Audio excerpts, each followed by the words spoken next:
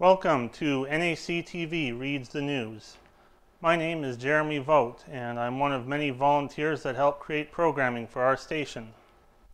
NACTV can be seen on MTS Channel 30 or 1030, Westman Cable Channel 117, Bell Satellite Channel 592, or online at nactv.tv. These programs are made possible by our volunteers, staff, advertisers, as well as donations made by you, the viewers. If you are enjoying your NACTV experience, please consider supporting us by either donation or volunteering. You can contact our office at 204-476-2639 or by email at nactv@wcgwave.ca. And today I'll be reading the Neepawa Banner and Press for Friday, August 20th, 2021. On the front page, a thunderous welcome to Neepawa. Community comes out to support Rolling Barrage campaign. The roar of motorcycle engines echoing through Neepawa over the weekend might have seemed a bit loud to some. That sound, however, was not nearly as thunderous as the applause and cheers that followed from local supporters for those on the bikes once the engines stopped. About 75 motorcyclists made a brief stop at Riverbend Park in Neepawa on Saturday, August 14th as part of the Rolling Barrage, an annual cross-Canada journey. Those riders were greeted by several hundred residents of Neepawa who welcomed the convoy to the community with open arms. The Rolling Barrage features a group of motorcycle riders traveling from Halifax to Vancouver over the month of August. The trip is looking to create awareness, raise funds, and give therapeutic support to those suffering from the effects of post-traumatic stress disorder, or PTSD. The concept was thought up by retired Corporal Scott Casey back in 2016. He envisioned an annual cross-country motorcycle ride, helping to fight the stigma of PTSD. While post-traumatic stress disorder has been designated since 1982 by the American Medical Association, it is still a largely misunderstood condition by many. Helping people to understand it is a big part of the campaign.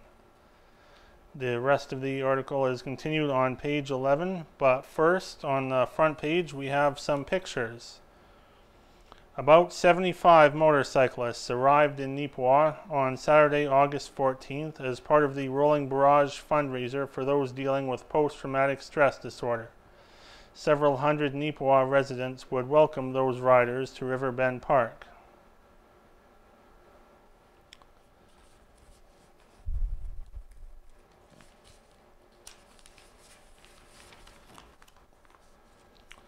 And continued on page 11.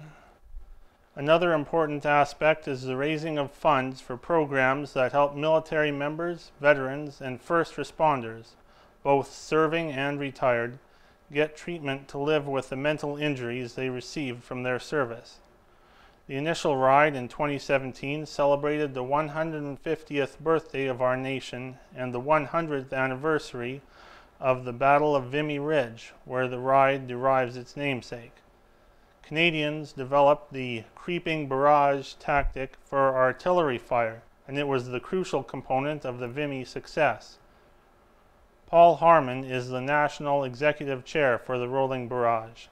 Still a serving member of the Air Force for 30-plus years, Harmon said this is the first time the barrage has passed through Neepawa, and that the response was extraordinary. The initial response was a tingle up the spine. There were so many people along the roadside waving and cheering.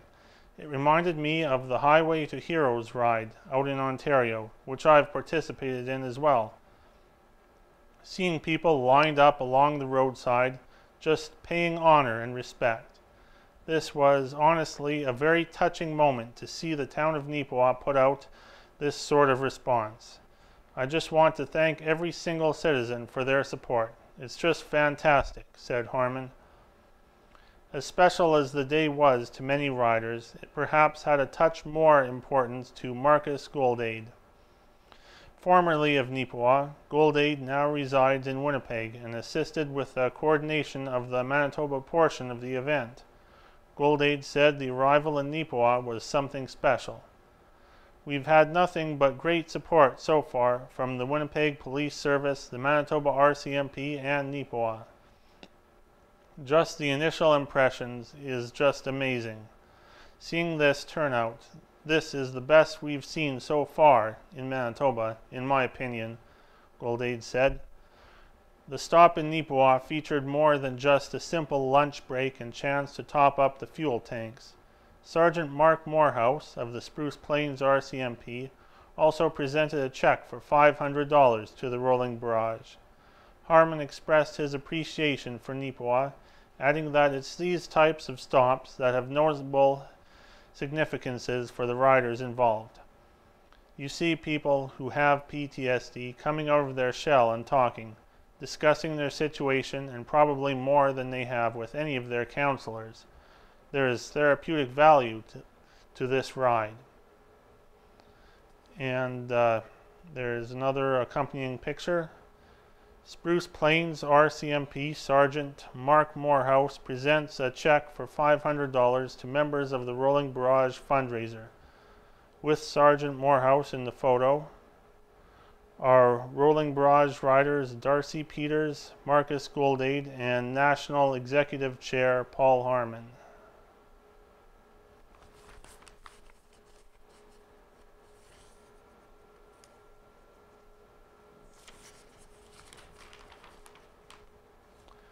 Neepawa local to celebrate 100th birthday. Olga Code of Neepawa will be celebrating a special occasion on September 4th. On that day, it will be Code's 100th birthday. The celebration will be a come-and-go tea in the Christian Education Building at the United Church that day from 2 p.m. to 4 p.m. that is open to the public. Not from Neepawa originally, Code told the Banner and Press that she was born in Beaver, Manitoba. Her father worked for the railroad at the time, and they stayed there long enough for Code to attend the Beaver Creek School there for 1 year before the family moved away to Mackinac. That's where I grew up before I went away to school and I started working, said Code. I was a teacher for about 40 years, so most of my adult life. Code taught at country schools in Grandview and south of Dauphin, to name a few, before teaching at Winnipeg. Then, Code moved to McCreary with her husband, and they lived there together on a farm of their own.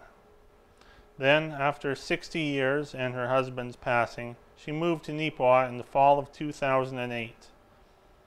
I had the opportunity to sell my house in McCreary, and my daughter lived in Neepawa at the time, so I moved here, said Code. Now she's in Eden, and she visits me often, and I have a son near White City in Saskatchewan that phones me every day. I have 3 grandchildren too. One in White City, one in Dartmouth in Nova Scotia, and a grandson in the Czech Republic. He lives there and he has 2 little boys, twins, and they're growing up and starting to go to school a bit. They're 2 now.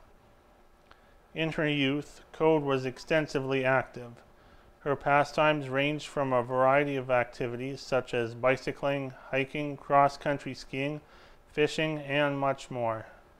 She also had involvement in a few different groups, such as the United Church Women's Group, and was their treasurer for 15 years, the Drop-In Center, the Heritage Club, and the Quilting Club. I was involved in an exercise group at one point, and there was a walking competition. Walk on, said Code. I won a plaque for walking the most during the event. I had walked the most nationwide. Code has also done a significant amount of traveling all over the world. I've been up mountains, underwater, and in the desert, said Code. I've been to the highest point on the Swiss Alps, Casablanca, and the Great Barrier Reef, to name a few. I've even ridden a camel. These days, Code enjoys going for frequent walks, walking 8 to 10 blocks at each time, depending on how she feels and the weather conditions that day. As well, listening to TV programs such as the news, game shows, and the reading of the newspaper on NACTV. She also looks forward to being able to play more cribbage, bridge, and other group card games once COVID-19 restrictions allow for it. She has placed in some Neepawa-based cribbage competitions in the past. From the Neepawa Banner and Press, happy birthday, Olga Code. And there are some accompanying pictures. On the left, Olga Code, who will soon celebrate her 100th birthday, poses with the Walk On award she won in 1991 for walking the furthest nationwide. And to the right, Olga Code and her big jackfish catch from July 1969. She'd caught the fish at Turtle River, reporting it was an easy one. Instead of swimming away, it swam towards her and made the reeling quite simple. $100,000 extra won in Gladstone.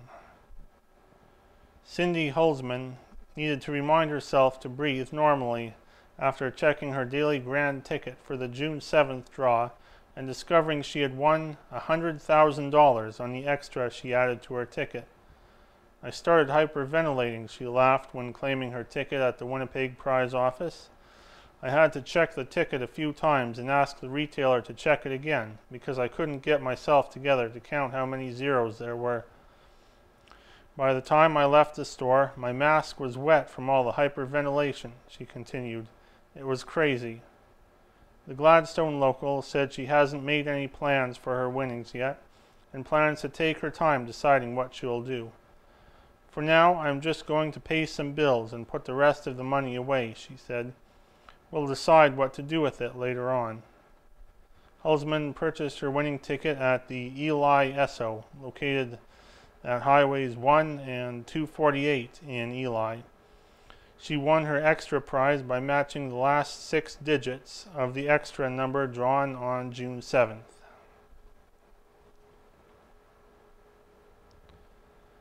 Inuit Art Exhibit travels to Neepawa. Stride Credit Union hosts mobile art gallery. An impressive selection of significant Inuit art recently made its way to Neepawa. The traveling exhibit was a small sampling of displays from the recently opened Comeyork Center at the Winnipeg Art Gallery. This mobile art gallery was one of many Manitoba 150 events that had to be postponed until recently because of the COVID-19 pandemic. With the provincial changes to the guidelines, however, the exhibit has been able to proceed, giving people a chance to see this amazing Inuit artwork and to learn more about Inuit culture. As for the gallery itself, its wall-to-wall display cases hold a collection of 50 Inuit art pieces in total. The wheelchair-accessible, air-conditioned van that they have been transported in has traveled across Manitoba, showcasing the works in the parking lots of local credit unions. Credit Union Central of Manitoba has helped to fund the initiative, while Birchwood Automotive Group donated and retrofitted the van. On Wednesday, August 11th, it was Stride Credit Union in Neepawa's chance to showcase the extraordinary works of Inuit culture. Nancy Funk, the marketing manager with Stride Credit Union, said that they were very happy to be able to team up with the Winnipeg Art Gallery in bringing this experience closer to home. We felt that it was a great opportunity for Stride Credit Union to be involved in a unique experience. With the restrictions being lifted, we're welcoming the community back to our branches, and this was just a great opportunity for people to do so and to check out a unique art experience, stated Funk. Delaney O'Hara, an event assistant with Manitoba 150, has been traveling across the province with the gallery. She told the Banner and Press that the response in communities that usually don't have access to this type of art has been very encouraging. It's awesome to be able to bring the exhibit to communities that aren't always able to see these particular types of displays.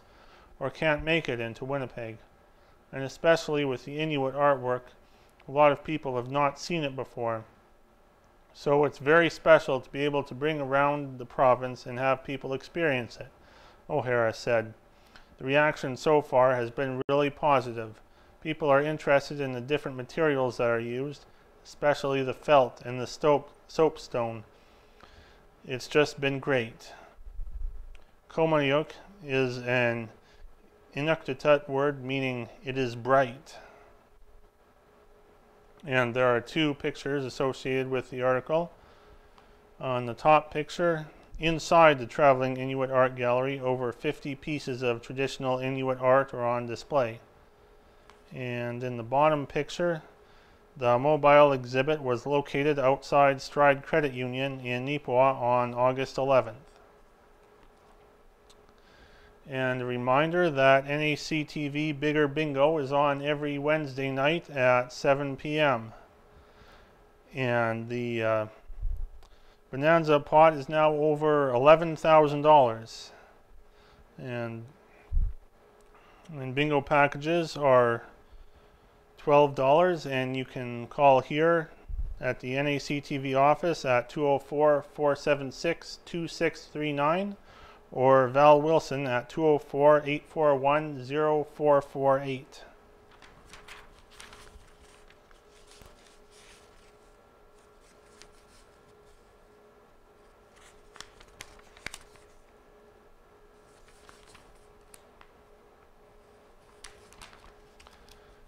A couple letters to the editor on page 5.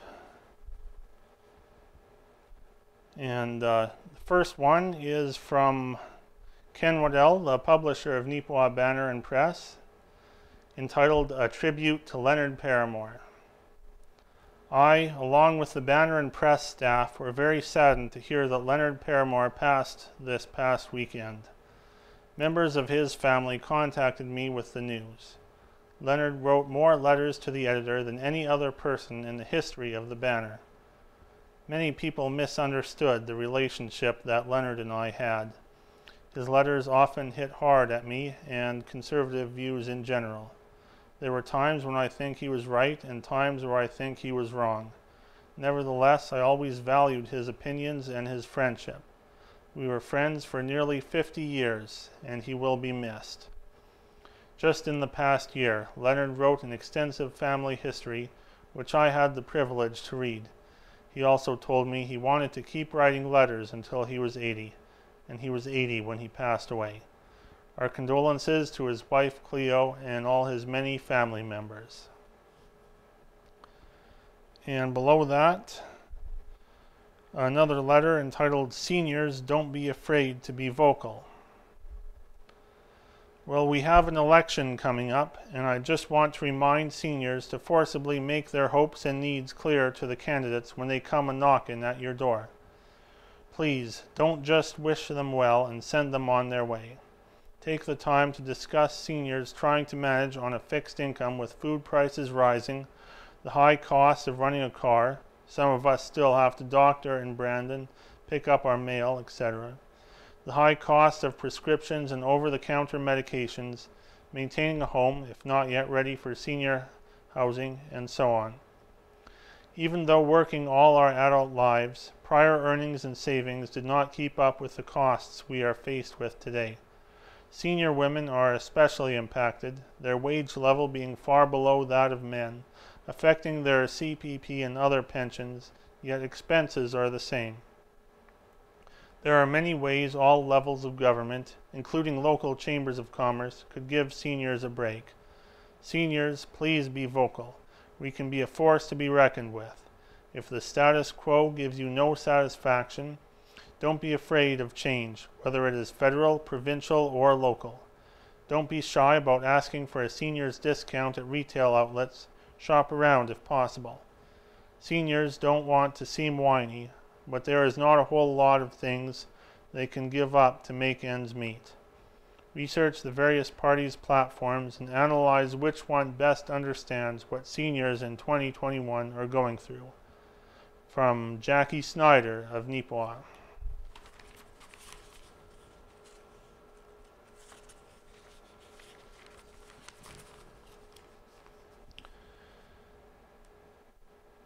And in this week's Out of Helen's Kitchen, preserving. In our grandmother's day, they spent hours preserving a year's supply of food. In today's world, we have the luxury of preserving what we like. Each year, I love trying new recipes to preserve, to use up excess garden, and try new taste experiences. I tried these recipes and enjoyed the end results. I hope you do too.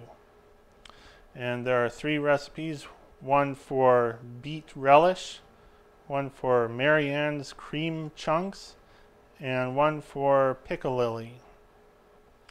And right below that we have a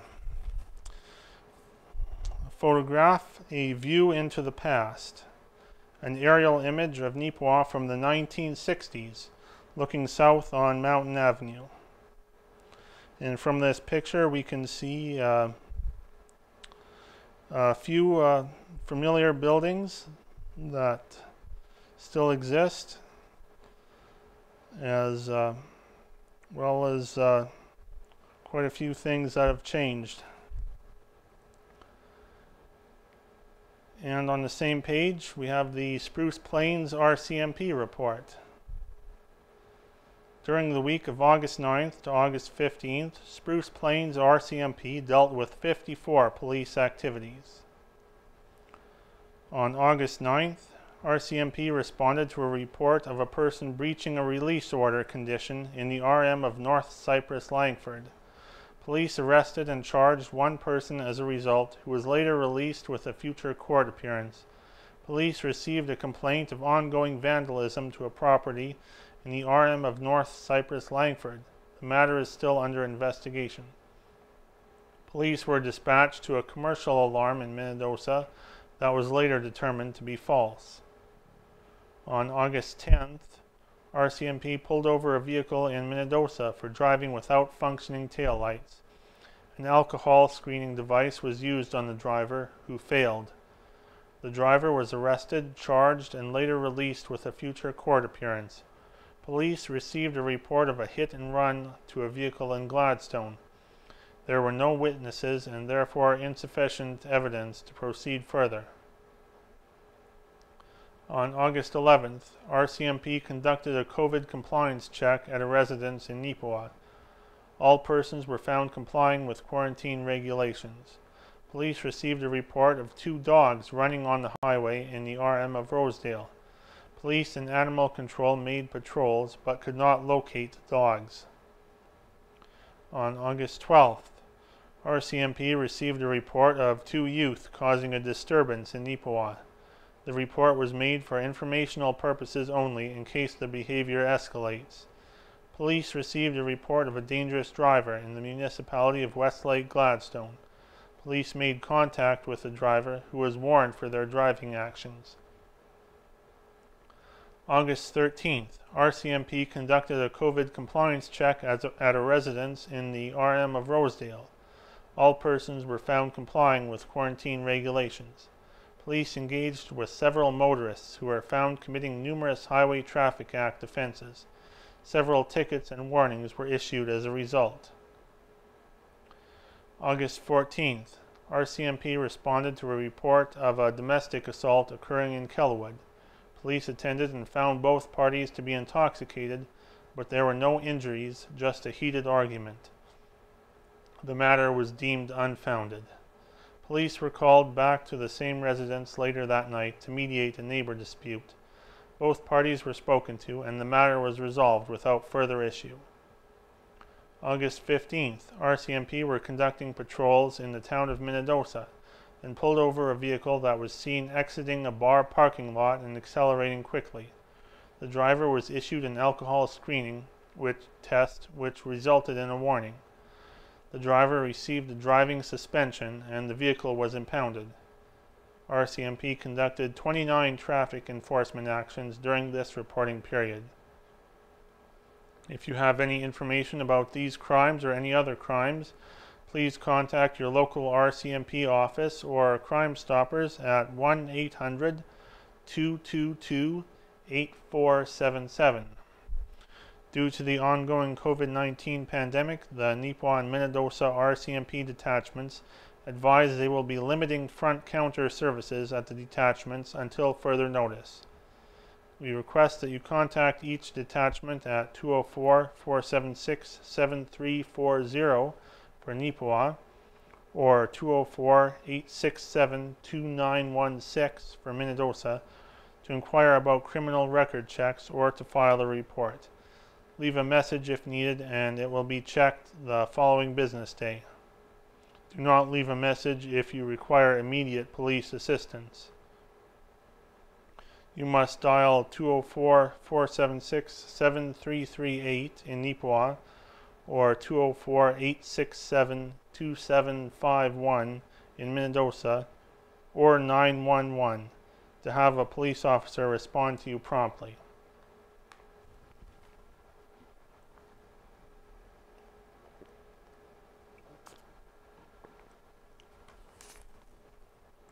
Class is back in session.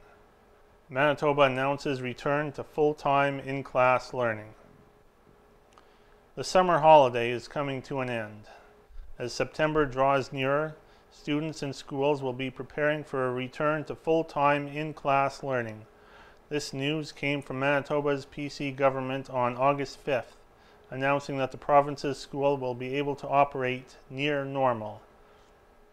As outlined by the provincial government, students and local staff must still follow basics such as self-screening, hand hygiene, and staying home when sick.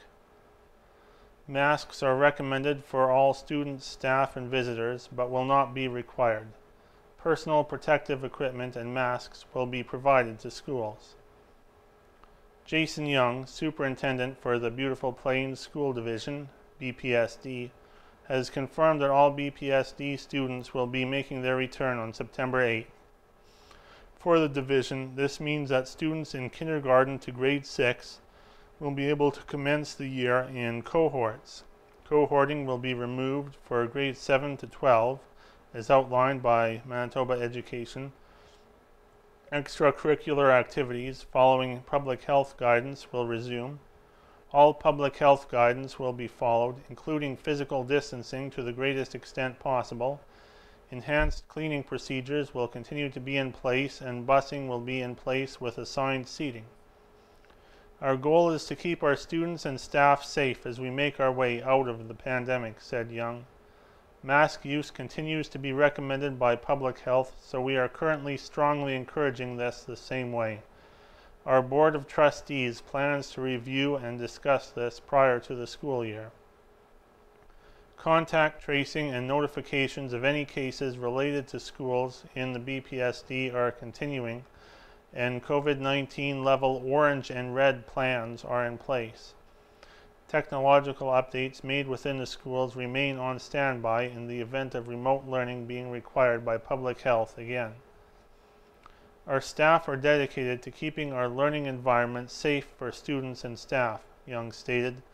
We prioritize students' needs and will continue to work hard to be adaptable to whatever situation arises. The PCs noted that immunization efforts will also be picking up inside educational facilities. Teams will be attending all schools with students aged 12 to 17 in order to provide first and second doses of COVID-19 vaccine, starting in lower vaccine uptake areas to help reduce potential barriers to immunization. Similar planning is also underway for those aged 5 to 11 once vaccines are approved for use in those age groups.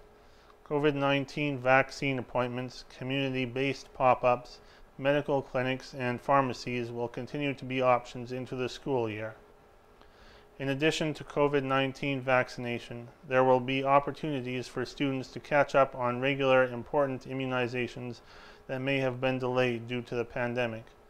These include vaccines for prevention of HPV, hepatitis B, meningococcal disease, and tetanus, diphtheria, and pertussis.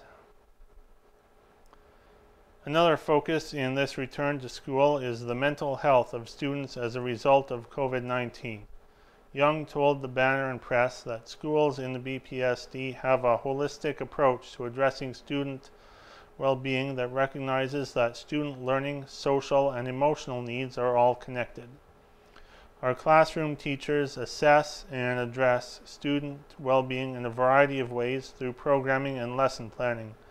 Additionally, we have services across our division to assist with interventions for students who may be struggling, Young explained. Working with our families, students, classroom teachers, and school administration, additional needs and supports are identified and we respond accordingly. As an additional support for schools in Manitoba, the province has allocated a total of $58 million for safe school funding. Of this, the BPSD has received $446,564. This funding will be used for a variety of things, such as staffing, cleaning protocols, and mental health initiatives. The bulk of the funding will be used directly to support student needs, both emotionally and academically, through additional staffing support, Young added. In his final thoughts, Young noted that the staff are excited to have everyone in the classroom again. Having our students in our classrooms is the best place for them, and we are excited to welcome them back, said Young. Any questions that arise can be directed to our division office by phoning 204-476-2387 anytime. Dwayne Lacoste, a man who has worn many hats. On Sunday, August 8th, members of Christ Lutheran Church in Neepawa gathered after their Sunday service with friends and family to celebrate Dwayne Lacoste's 80th birthday. Dwayne and his wife Jean have been blessed with 4 daughters. Dwayne was a member of the Royal Canadian Mounted Police for many years until he decided to retire, but only from the RCMP, as he decided sitting around twiddling his thumbs was not for him. He became the treasurer for the Minnedosa School Division, chairman for Christ Lutheran Church, served on the Town of Minnedosa Council, and became mayor. Dwayne also became president of the Royal Canadian Legion, and he also worked security for the Mohawk ethanol plant. On Tuesday, August 17th, Reverend Alvin and Jean Borchardt, who submitted this article, celebrated their 63rd wedding anniversary. Their son, Reverend Harold Borchardt, and his wife Annette were married on the same date in 1985. It's unique, as this year they are celebrating their 36th anniversary and their 63rd. And they had this Bible verse engraved in their wedding rings. From Romans 8:38 to 39, "For I am convinced that neither death nor life, neither angels nor demons, neither the present nor the future, nor any powers, neither height nor depth, nor anything else in all creation will be able to separate us from the love of God that is in Christ Jesus our Lord." So, happy birthday and happy anniversary.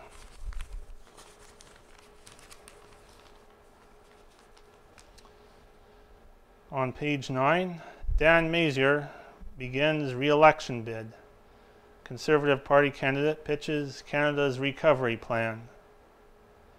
Dan Mazier is wasting no time snapping back into election mode, though he'd rather be still 100% focused on the job the voters in Dauphin, Swan River, Neepawa sent him to Ottawa to do only 2 years earlier. On Sunday, August 15th, Governor General Mary Simon accepted Prime Minister Justin Trudeau's request to dissolve Parliament. That decision has triggered a 36-day federal election campaign that will end on September 20th. Mazier, who received 64.5% of the votes in the Dauphin, Swan River, Neepawa riding back in 2019, is now running for re-election. He noted to the Banner and Press, however, that he is quite critical of the timing for a federal election as Canada appears to be dealing with the fourth wave of the COVID-19 pandemic and other significant political issues. Justin Trudeau has chosen to call an election at a time, for what reason we don't know. It's an unnecessary election. There are so many things that need to be done in Canada to get the country back on track and get us back united and secure our future. And Trudeau, I suppose, would rather focus on an attempt to grab onto more power, said Mazur. The only reason that Justin Trudeau called an early election is because he wants to win back a majority. He doesn't care about your future, he only cares about his. Despite the belief that this may be an unnecessary election, Mazur noted that he was prepared to run a full-time campaign. That included knocking on hundreds of doors throughout his constituency, including in Neepawa on Tuesday, August 17th. Mazur will also be back in the community once again on Saturday, August 21st. Part of his time going door to door is focused upon pitching his party's platform, which is called Canada's Recovery Plan. Mazur explained the essence of the plan to the Banner and Press. We're the only party that has a plan. It's composed of 5 overarching points to secure the future through jobs, accountability, mental health, the country, and the economy. Due to the ongoing situation with COVID-19, we are still short 1 million jobs in the very least. But bring those jobs back. We also need to focus on the industries that were missed. There were programs out there, but so many were left behind. Canadians deserve a plan for their future. That's why I'll be sharing Canada's recovery plan with them over the duration of the campaign. People want to know what we will do if elected, and now they will, Mazur noted. Mazur added there needs to be more attention from Ottawa paid to the issues facing rural communities. He added that he genuinely believes that no Prime Minister has ever neglected rural Canada as much as Justin Trudeau. It's like he doesn't even know what goes on outside of the large urban centres, he said, before mentioning various platform proposals for rural Canadians on issues from agriculture, firearms, tourism, small business support, and cell phone service.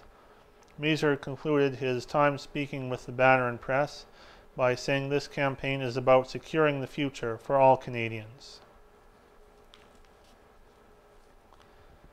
Maverick Party names first Manitoba candidate. The Maverick Party is joining the election campaign in the Banner and Press coverage area. They officially announced their candidate for the Dauphin-Swan River Neepawa riding as Laurie Falloon Austin of Foxwarren.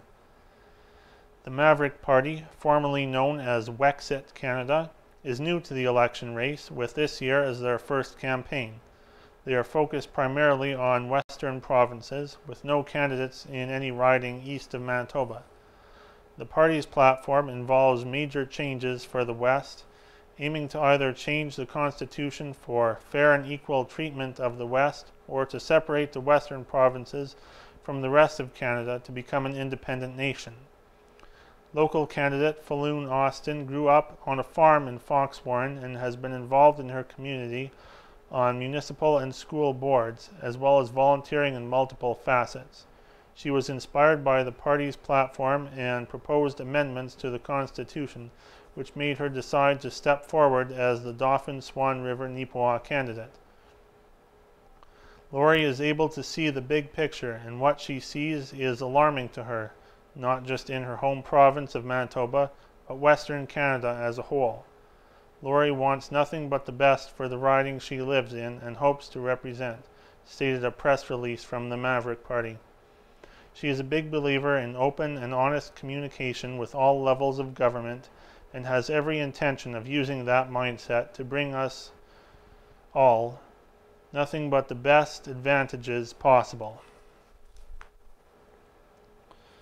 And also on this page,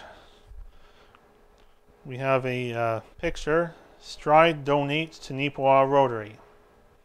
Wayne Jacobson of the Neepawa Rotary Club, on the left, received a check of $1,500 from Regional Manager Michelle Gilmore, Centre, and Kate Jackman Atkinson write from the Neepawa branch of the Stride Credit Union on Friday, August 13th. This donation is a cooperative decision with the funds set to support the town's bird sanctuary located at Rotary Park.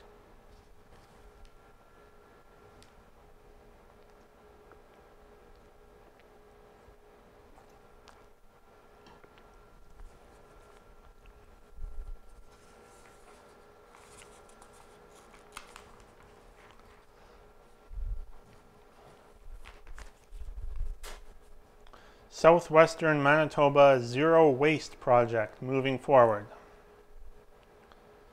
Project Manager Wendy Bullock outlines the Southwestern Zero Waste Project as a research and development prototype, not an off-the-shelf design done by someone else. The Southwestern Manitoba Zero Waste Project originally began as an innovation initiative from the Southwest Regional Development Corporation, or SRDC.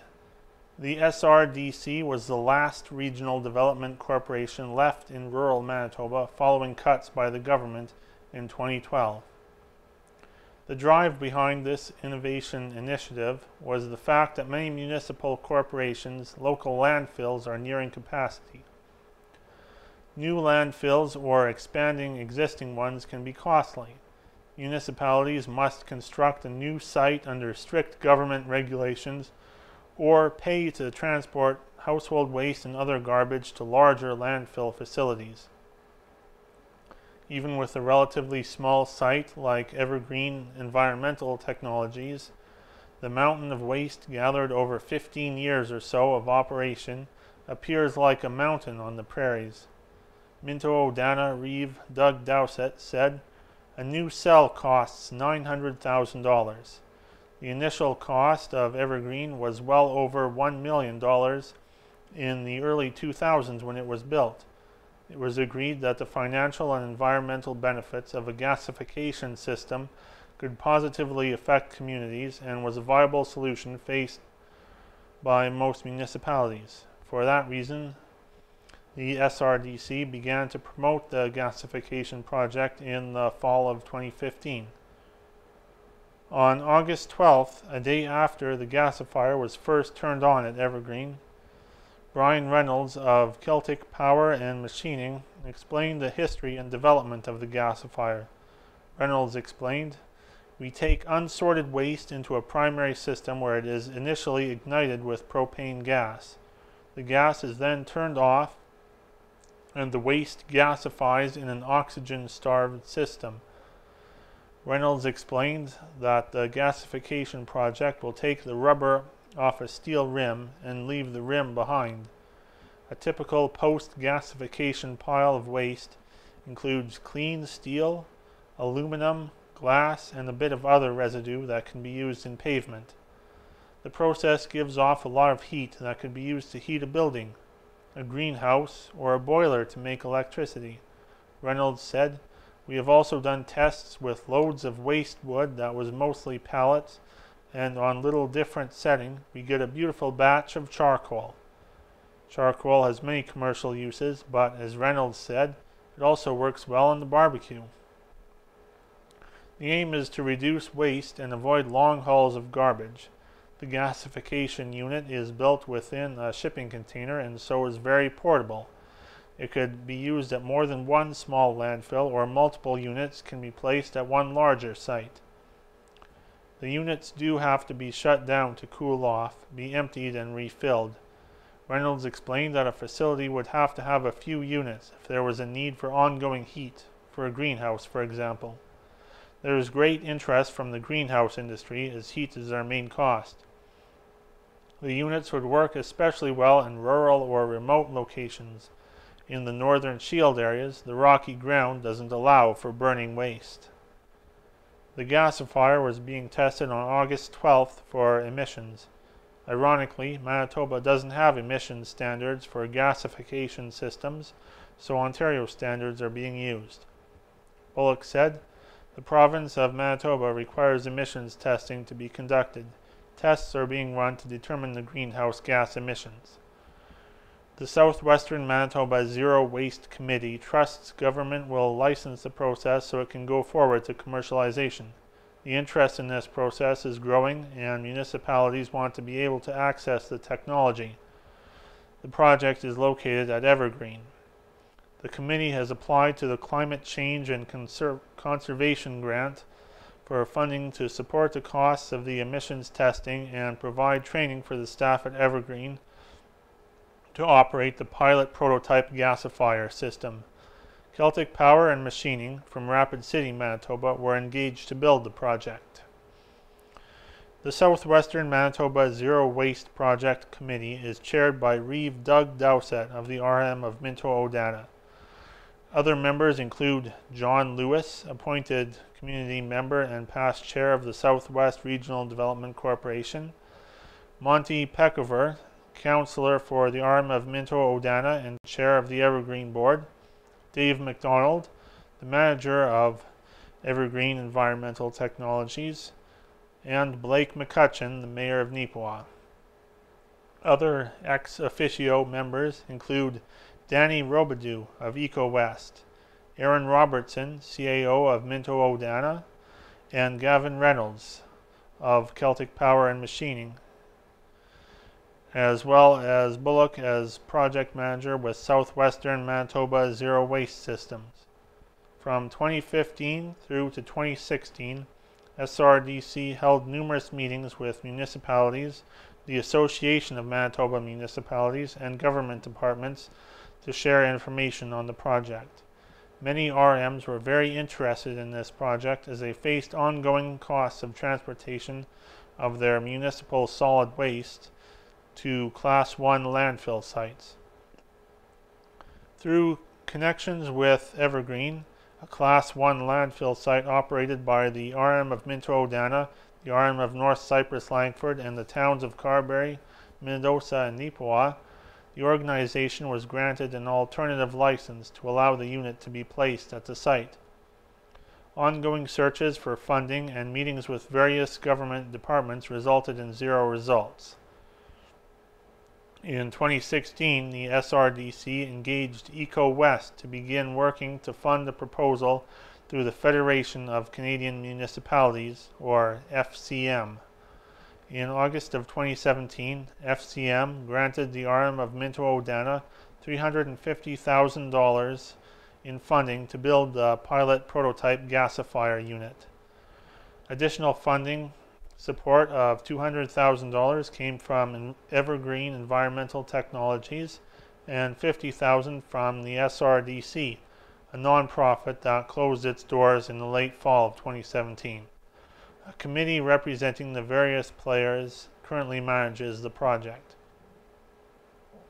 Dillon Consulting from Ontario is conducting emissions testing of the pilot prototype gasifier unit. Following testing, the committee will wait for the compilation of emissions tests. The test results will be sent to the province to determine if the unit meets emission standards.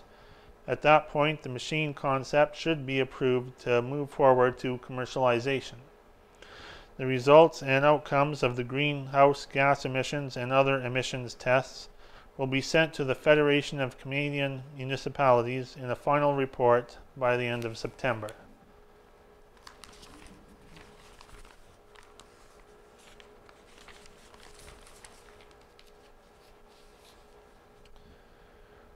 Oli Hay defied definition. VLR seeks to raise funds in honor of the young Minnedosa athlete. A very special event is taking place in the area this weekend. On August 21st, Richard Dupuis, Dave Tournier, Paul Archbutt, and Tim Fricota, board members of Valley Life Recreation Inc., or VLR, in Minnedosa, along with Rob, Ava, and Lee Hay, Chris Wolfden of Dauphin, and Kevin Early of Morden, will be gathering to complete a 172-kilometer single-day mountain bike ride. This ride is being undertaken in memory of Oli Hay, son of Rob and Lee Hay, who lost his life too early, at the age of 12, on July 10th this year. Officially dubbed Ride Like Ole, the bike ride is a fundraiser dedicated to gathering funding for the recently announced Squirrel Hills Trail Park. The park is now set to feature a trail in honor of Ole, and, as the VLR says, the beautiful, life-changing story of Ole Hay will be enjoyed by those who share the trails and beyond. We will be working with Ole's family, the VLR board, and our trail designer to come up with something that will ensure his legacy is well represented and that his story serves to inspire people of all ages that will come and experience the park, said Dave Tournier, VLR board chair. VLR began taking donations for this cause on August 10th, with donations being accepted online at www.valleyliferec.ca/Ole. That's OLE. Details for check and transfer pledges can also be found at that web address. The fundraising goal for the upcoming ride is to raise $100 for each kilometer traveled, meaning a total of $17,200. The cyclists will leave Manitoba by 4 o'clock in the morning to start the ride at 6:30 a.m., beginning at the elevators at Inglis, Manitoba. The cycling path stretches across the Riding Mountain National Park to come to an end at the park's east gate. It is expected to take between 10 to 12 hours. We are extremely honored that the Hay family has entrusted us to play a role in ensuring Ole's legacy, story, and perspective on life find a permanent place in the lives of all who hear about him, said Tournier. Ole, in many respects, defied definition. His dedication to what he loved, his accomplishments out on the trail, no matter what activity, and nature by which he completed them inspired so many people in his years. To be one small part of helping that inspiration continue long into the future means so much to us. Lee Hay also provided comment to the Banner and Press on behalf of the family, saying, "Our family is deeply humbled, and Ole would be so honored. We are just beginning to find out how remarkably big Ole's world was, and while we are absolutely devastated, we couldn't be more proud of the incredible person he became and the lives he has touched. He was only 12. The fact that he left such an impact on this group of riders that he had met once a year ago, and the fact that they want to dedicate a part of this trail system in his honor, I think just speaks volumes to the kind of person he was, and he would be truly honored." Ole was an aspiring athlete whose passion and drive became apparent when he was just 2 years old. At that age, he put on his first set of cross-country skis and seemed a natural right from the start, getting right back up after any fall to keep on going with a beaming smile and face full of snow. He went on to become a lifelong member of the Camrose Ski Club and Junior Vikings, and quickly became well known in the Nordic running communities. Ole reached the milestone of 1,000 kilometers in his first 54 days of the last ski season, made national news with his single-day 100-kilometer ski, and completed his first 50-kilometer marathon with an 1,800-meter elevation this past spring. According to the VLR, Ole's smile, adventurous passion, and positive spirit was infectious to all who had the honor of knowing him. His heart was set on becoming an Olympian, and with the presence of the flag bearer from the Korean Olympics and former and present Olympians at his celebration of life, it appears as though he was already a part of Team Canada. Ole's full story can be found on the VLR website. And accompanying this article are a few pictures. First, Ole Hay, son of Rob and Lee Hay, who passed away on July 10th, 2021 at the age of 12. An event is being held this Saturday in his honor. And below that, Ole Hay, all decked out in his cycling gear, triumphantly raised his bike for this photo.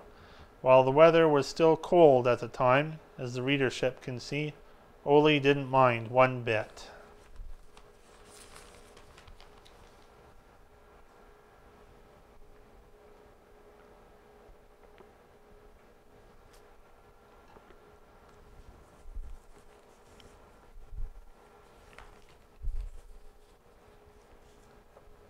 Sharing happiness with every sip. Emotions and Tea Bubble Tea Truck opens in Neepawa. Locals may have noticed a colorful new vehicle around Neepawa lately. The hard-to-miss food truck is a new local business called Emotions and Tea, selling bubble tea, a popular cold drink filled with chewy tapioca bubbles. Christine Saavedra of Neepawa is the one behind the new business, and operating the truck has been a dream of hers. I just dreamed of making people happy and never thought that it would reach this far, she expressed. Before I decided to go into business, I worked as a travel health worker, but then my mom suggested me to push through with my interest because she believes in my capabilities. That's why, with the strong motivations of my family, I didn't give up. The truck has been in business for just over a month now, and so far the response has been very positive. I never thought that it would blow up, she said. I really had reservations and just thought of raising the flag to see if anyone salutes it. With God's blessings, it has received a massive embrace from the community. She added, positive feedback from our customers have always been our motivation to incorporate more love and passion to our service of heaven and euphoria for the first and last sip. Saavedra's decision to open with a truck rather than a brick-and-mortar store has worked well for her as well. The COVID-19 pandemic has starkly highlighted the fragility of businesses. Rather than having a store location, I think consumers crave for the instant to-go and dynamic concepts, and so I thought of setting up a mobile food service for people who are always on the go, she explained. To Saavedra, this business is more about making people happy than making money. The bubble tea food truck is not conceived just for dollar generation or profit making.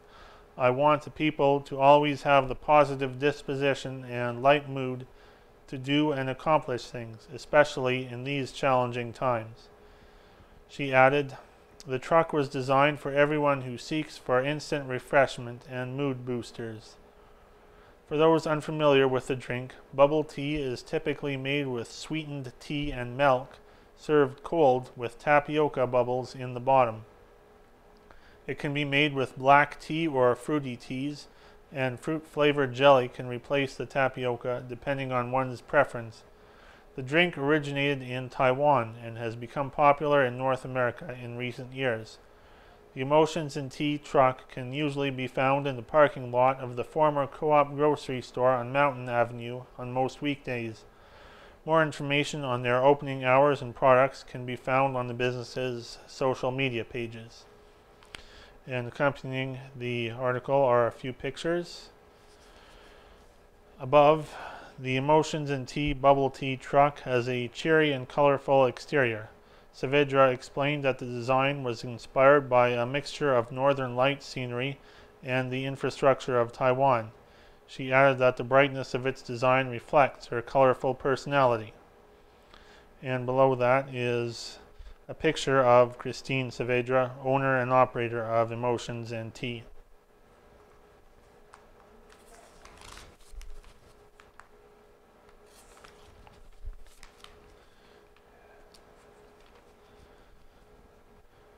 We have a couple of obituaries this week.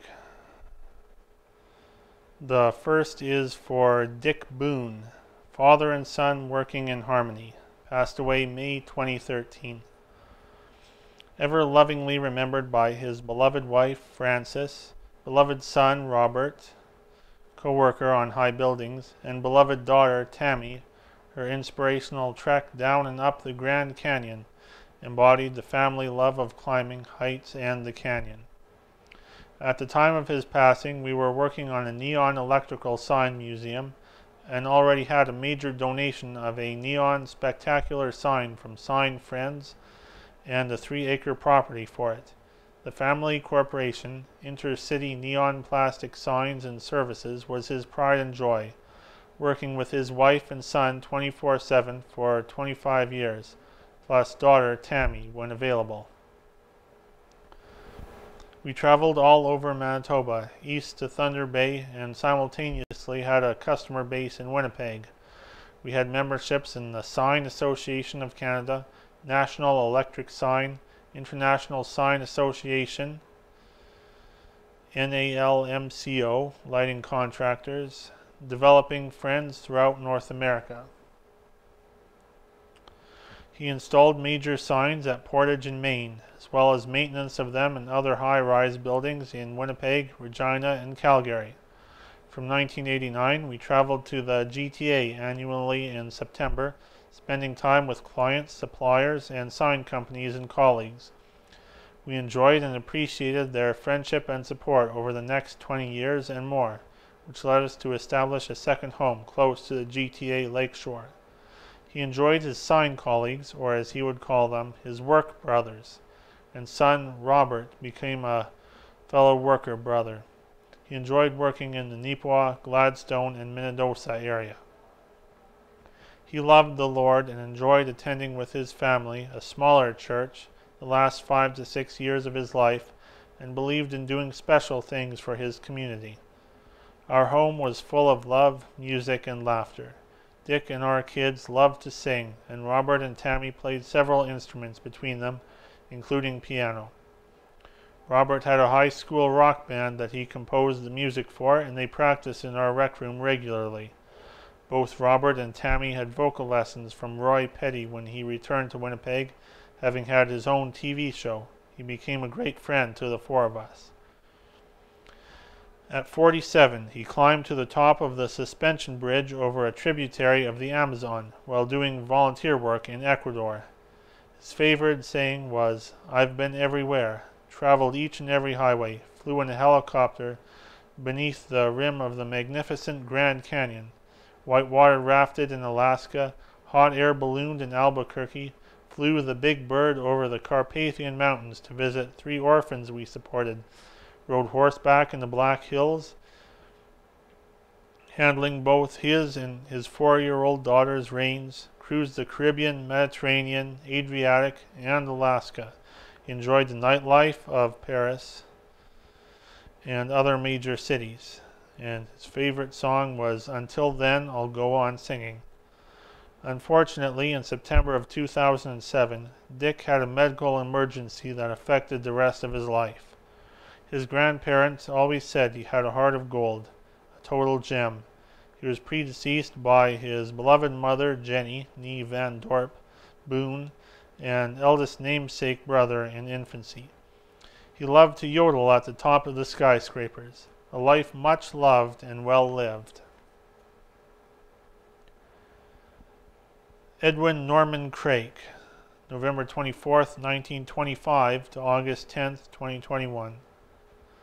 From the farmland to the town, and then the Third Crossing Manor, Uncle Eddie spent his life in Gladstone, Manitoba, to say goodbye just months short of his 96th year. Predeceased by his 7 brothers and 5 sisters, and leaving behind numerous nieces and nephews. His nephew Jim Craik of Winnipeg continued to visit until the end, and kept Eddie's eyes shining and memories alive by talking and laughing about the past antics of family, leaving Uncle Eddie with that sly smile that no one could mistake. He would like to thank the staff of the Third Crossing Manor for the care they gave to Edwin Norman Craik, and of a family era. Funeral service was held on Sunday, August 15th, 2021 at 2 p.m. at Clark's Funeral Home in Gladstone. Edward Barry Hood. Edward Barry Hood of Carberry died at the Carberry Plains Health Center on Saturday, July 3rd, aged 85 years. Barry was born on November 29th, 1935, in the Carberry area.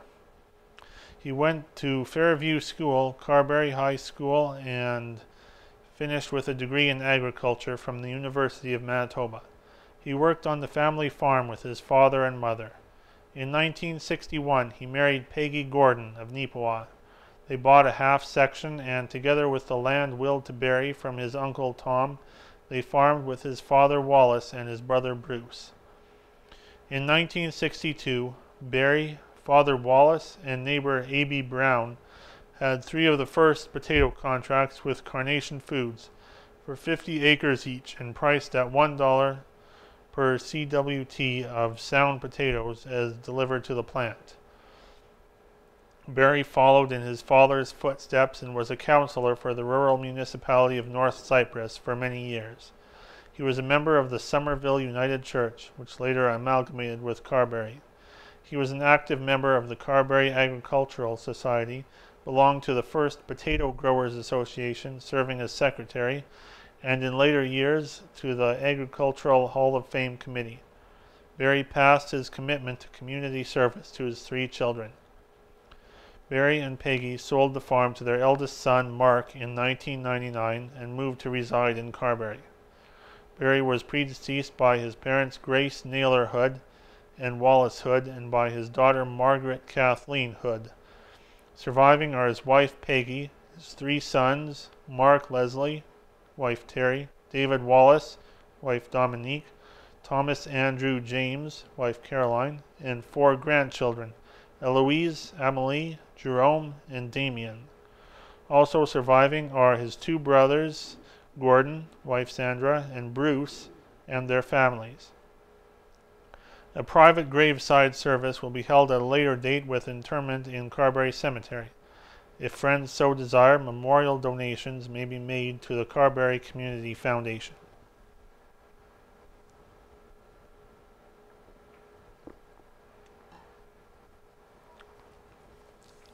Almer Bruce Olson. It is with great sadness and broken hearts that we announce the sudden passing of our beloved son, brother and uncle, Almer Bruce Olson. Bruce was born June 18, 1972, to parents Bob and Linda Olson. Bruce was raised in Gladstone, Manitoba, and attended Gladstone Elementary and William Morton Collegiate, where he was involved in numerous sports. In his early 20s, Bruce played fast pitch with the Gladstone Whips. It was here that he inherited his forever nickname, Nines. Bruce loved traveling and sports and was able to marry the 2 many times in his life. He traveled to Florida, Arizona, and Vegas regularly to attend hockey games and football games. His most treasured trip will always be his trip to Philadelphia to watch his all-time favorite, the Philadelphia Flyers. Bruce would always send us pictures of him and the many friends he made with a huge smile on his face. Throughout the years, Bruce worked at many places and he was never afraid to try new things. He had the gift of making people feel seen and settled on becoming a bus driver with Brandon Transit. Bruce always said his goal was to give each and every one of his riders a smile and a big hello. We are sure he made many people's days. Bruce was generous and kind. He had a charisma about him that made everybody feel special. He was sincere and he loved with his whole heart. Those who knew him knew how much he loved his family, especially his nieces and nephews. Bruce has left a huge hole in our family. His stories, big hugs, and presents will be missed forever. Bruce is survived by his father, Bob Olson, brother Rob Olson, nephews Tyler and Bryce, sister Lindsay Gertson, nieces Rhea and Annie, Aunt Jeanette Baker, as well as many cousins and friends. Bruce was predeceased by his mother, Linda Olson. Donations in Bruce's memory can be made to the Canadian Mental Health Association, 1233 Rosser Avenue, Brandon, Manitoba, R7A0M1. A private interment will take place at the Gladstone Cemetery. When life separates us, I'll know it is only your soul saying goodbye to your body, but your spirit will be with us always.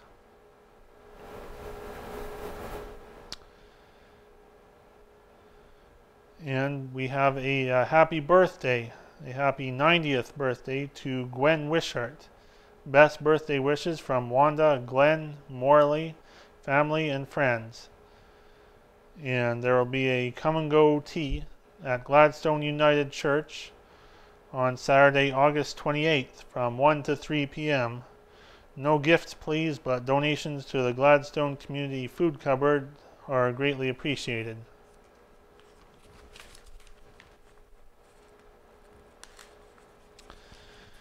And we have a photograph from 1912 of the Neepawa Waterworks. This photo depicts crews installing water lines in Neepawa along Mountain Avenue. The machine pictured here is identified as a trenching machine.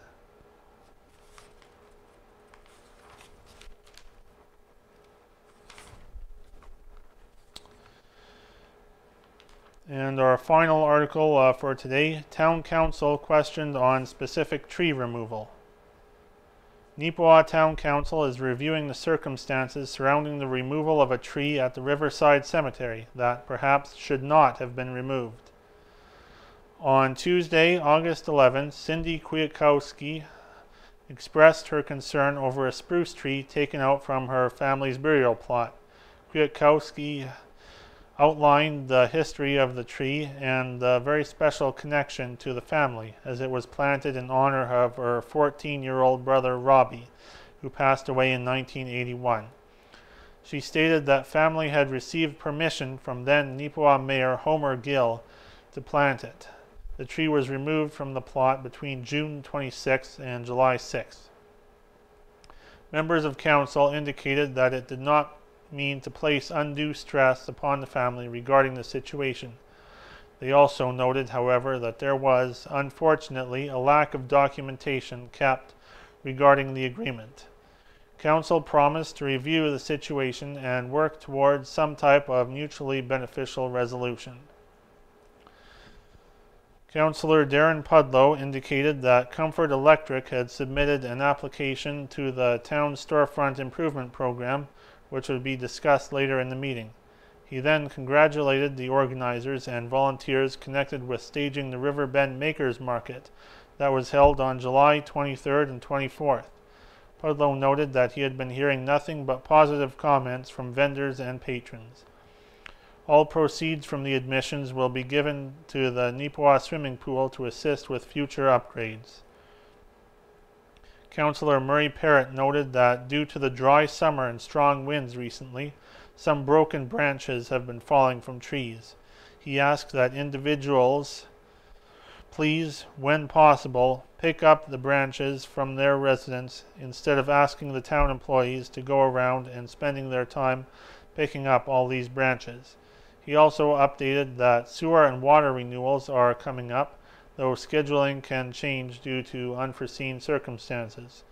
As well, Parrott reminds residents that they cannot kill chickens in their backyards. He recently received a call from a resident stating that the neighbor was killing chickens in their backyard. This is not allowed within town limits. Councillor Brian Headley reported that Jeannie Barnaby of Home Assistance Neepawa District, or HAND, will be retiring as of October 1st after 32 years. Several candidates have been interviewed to step up into the role, and Michelle Ferguson has been selected as the new resource coordinator. Councillor Jason Nadeau updated council on Manitoba Regional Library Committee. He said that the existing director has resigned. As well, Nadeau indicated that he's been hearing very positive reviews for the Neepawa area section of the Trans-Canada Trail. Manager of Operations Denise Seke has reported that some storm sewer work near the fire hall has been recently on the go. There have also been several calls of late related to driveway washout in Neepawa. The situation is being examined. Meanwhile, summer staff have been busy with the planting and maintenance of community trees. And there is much more in this week's edition of the paper. It's jam-packed, so get a copy of it if you can. There's more letters to the editor and lots of sports news as well. But for now, we'll see you next week.